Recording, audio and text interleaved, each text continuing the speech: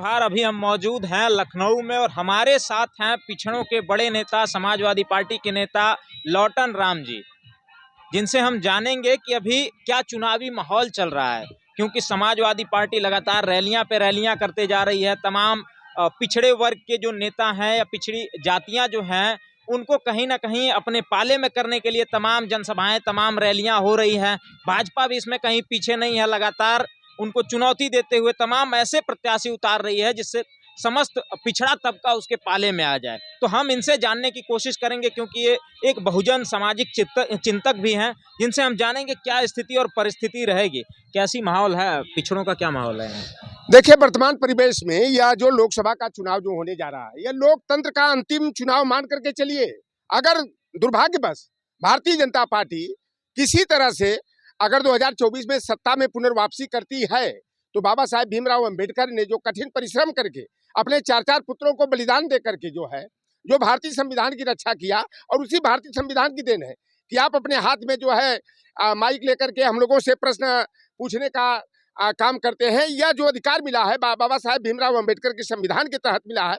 और भारतीय जनता पार्टी जो है आरएसएस के इशारे पर बाबा साहेब भीमराव अंबेडकर के संविधान को, विश्व का सबसे अनोखा लोकतंत्र को खत्म करने का, और स्त्री शूद्रों अध्यताम की व्यवस्था वाली जो मनुस्मृति है, जो वर्ण व्यवस्था जाति व्यवस्था पर आधारित है, जिसमें हम शूद्र वर्ण के लोगों को 6743 जातियां हैं, उनको पशुओं से भी बदतर समझा जाता था।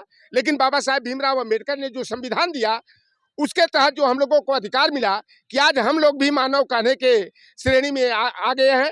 और भारतीय जनता पार्टी ने जो संकेत दिया, जब सेंट्रल विस्टा का उद्घाटन हुआ 28 मई 2023 को, उसी दिन हम लोगों को आभास हो गया कि भारतीय जनता पार्टी जो आरएसएस का एजेंडा रहा है, उस एजेंडा को लागू करने के तरफ अपना कदम बढ़ा दी है।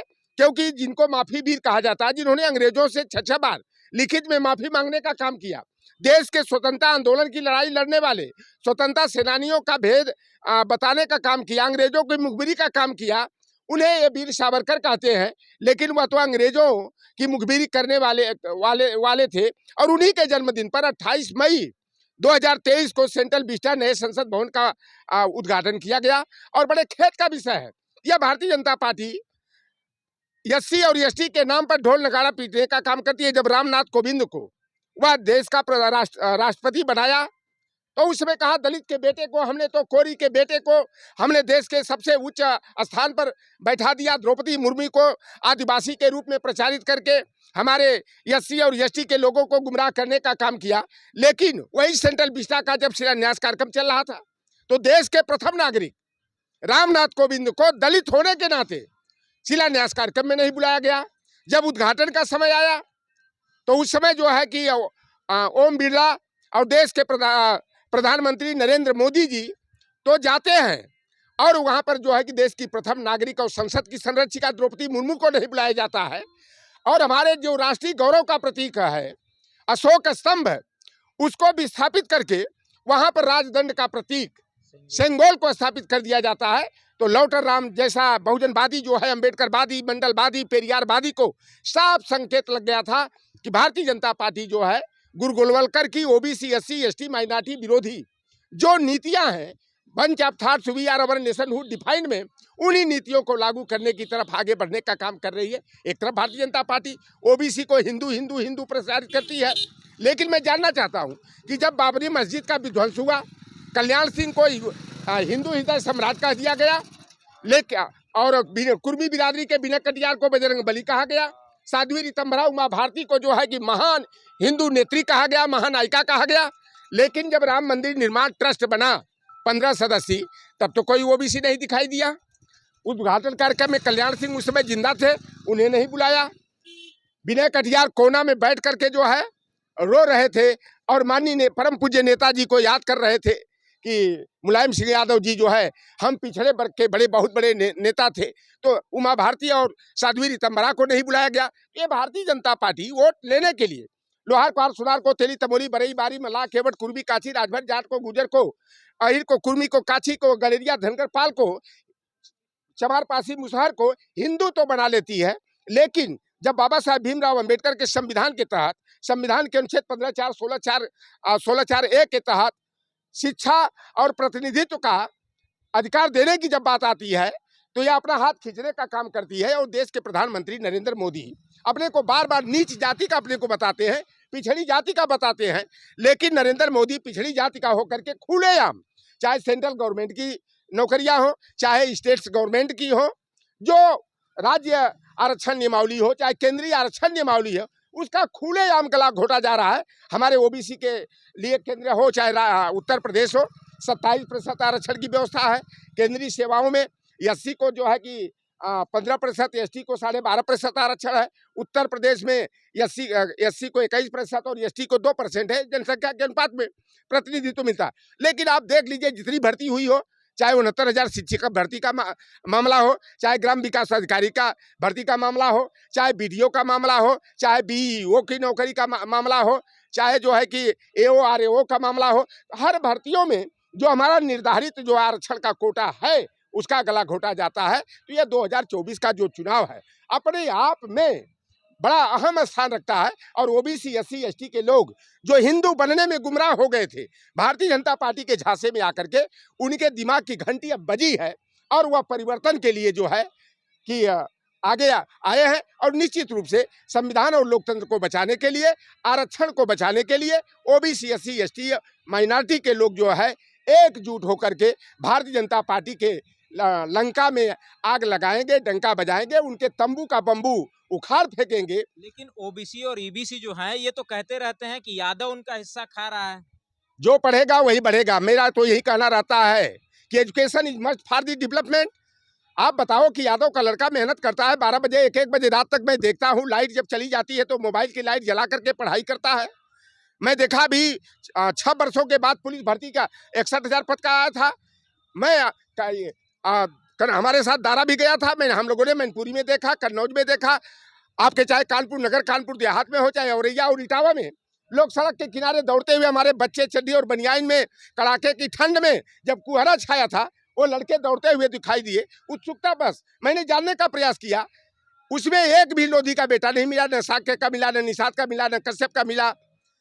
तो यादव का लड़का मेहनत करता है, कठिन परिश्रम करके पढ़ाई करता है, तो यादव प्रतिनिधित्व हमसे अधिक पाता है। और यादवों से ईर्ष्या करने की जरूरत नहीं है। जो यादवों से ईर्ष्या करेगा वह दफन हो जाएगा, वह पीछे हो जाएगा। यादवों और चमारों की नकल करने की जरूरत है, यादव की नकल करके अपनी अकल खोलने की जरूरत है। कंपटीशन करो भैया, केवल ईर्ष्या द्वेष करते करते अपने दिल में आग लगा करके बर्बाद हो जाओगे। अब लोगों का जो है, आप जैसे यूट्यूबर भाई हैं, जो सोशल मीडिया संचालित करने वाले लोग हैं, इनसे इनका बेहतर परिणाम गांव गिराव में जाने के बाद मिलता है कि लोग अब असलियत को जानने लगे हैं कि यादव हमारा दुश्मन नहीं, यादव हकमारी नहीं करता है, बल्कि हकदारी की बात करता है। सभी भाइयों के मान सम्मान अधिकार की लड़ाई लड़ने के लिए अगुवाई करने का काम करता है। तो अब लोगों की जो भारतीय जनता पार्टी आरएसएस ने जो यादव के खिलाफ में जो है गैर यादव जातियों के दिल दिमाग में जहर बोया था, वह जहर अब धीरे धीरे जो है कम होता जा रहा है। और इस बार जो है निश्चित रूप से आप उत्तर प्रदेश में देखिएगा कि बहुत बड़ा परिवर्तन दिखाई देगा।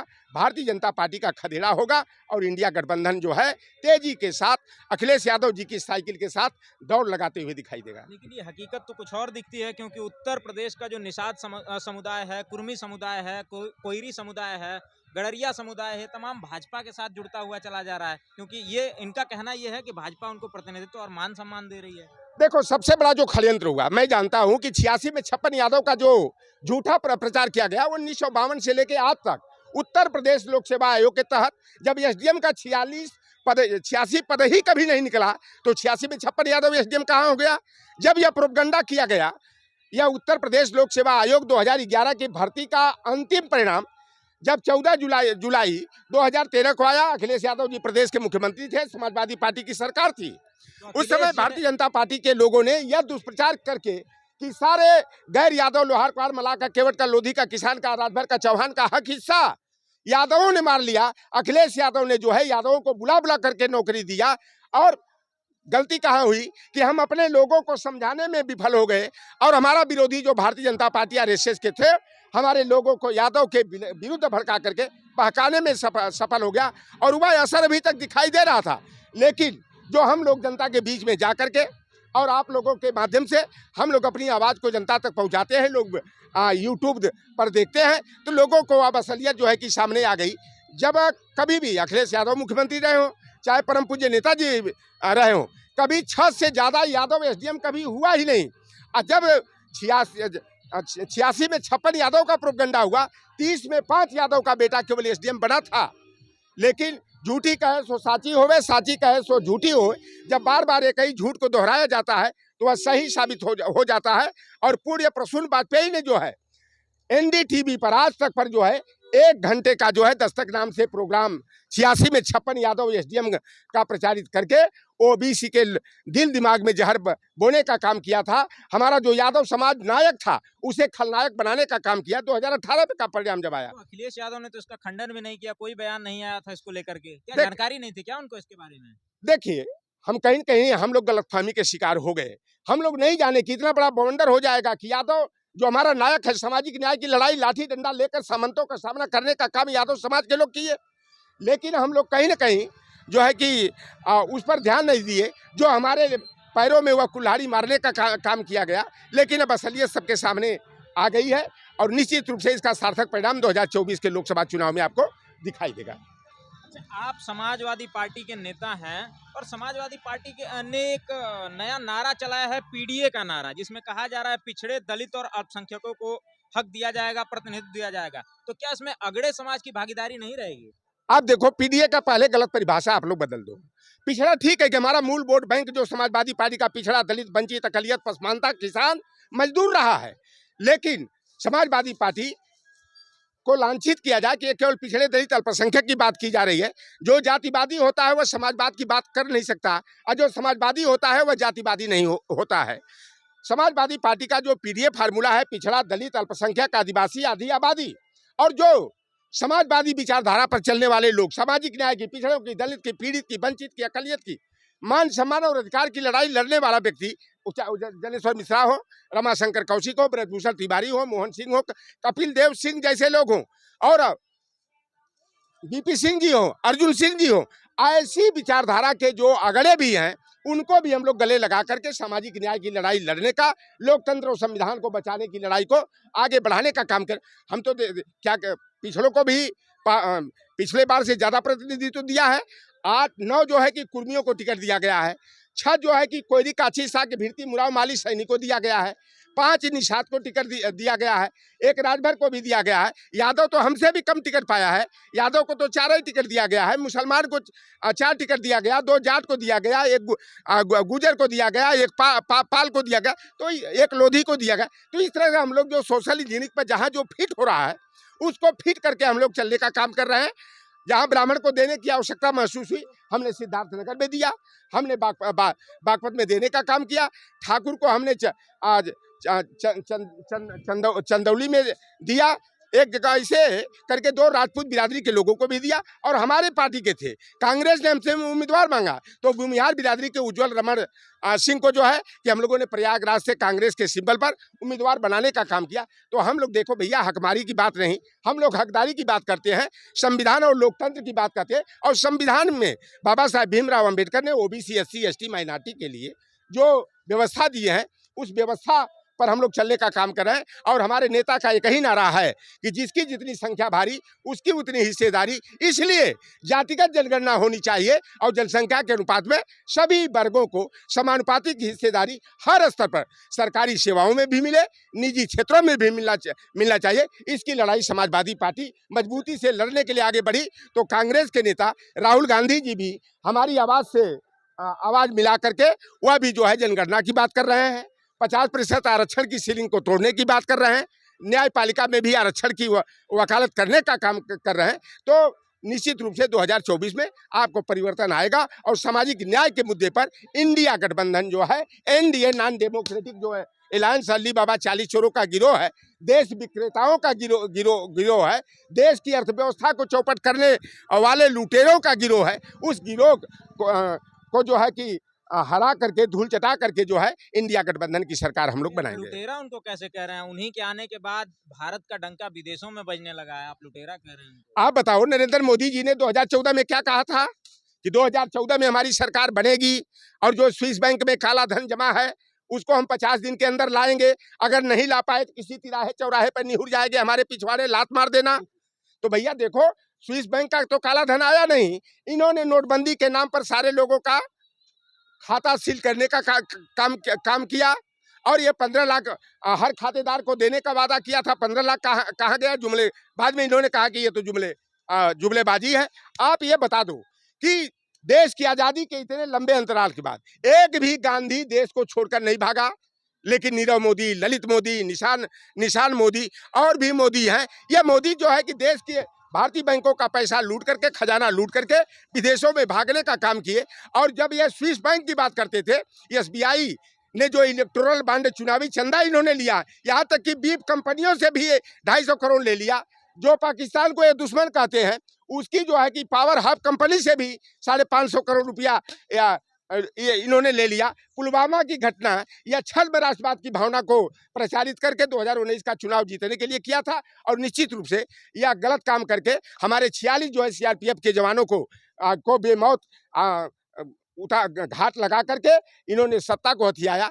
अब सारी जनता है कि सब कुछ जानती है, भारतीय जनता पार्टी का असली चेहरा उजागर हो गया है। ये भ्रष्टाचार खत्म करने के मुद्दे पर आए थे, लेकिन विश्व का सबसे बड़ा अगर कोई भ्रष्टाचार हुआ है, लूट का धंधा हुआ है, तो वह इलेक्टोरल बॉन्ड का धंधा हुआ है। और जनता के दृष्टि में भारतीय जनता पार्टी महाभ्रष्टाचारियों की एक टीम के रूप में उसकी छवि बनी है। अब भाजपा जो है, आप देख लो कि जो जिनसे यह दूरी बना के चल रहे थे, आज उन्हीं के दरवाजे पर जाके ये धूल चाटने का काम किए, नाक रगड़ने का काम किए, चाहे वो नीतीश कुमार हो, चाहे जयंत चौधरी हो, चाहे वह ओम प्रकाश राजभर हो। तो ये सारा खेल जनता समझ रही है। अब भारतीय जनता पार्टी की दुकान बंद होने वाली है। अच्छा, एक लास्ट क्वेश्चन आपसे ये रहेगा कि लोकसभा का चुनाव, मैं कुछ कह रहा चाह रहा हूँ, आप क्या कह रहे हैं? अच्छा चलो बगल में चलो दवाई लेके आओ और आ जाओ बाजार में चले जाओ, वहाँ बाजार में है दुकान से लेकर के आओ बाबू। ठीक, अरे कुछ बीच में बोलने का कौन बोला? हो जाएगा कहाँ था? ठीक है। वो असली का घोड़ा पे चढ़ा भी। अंतिम प्रश्न आपसे ये रहेगा कि भैया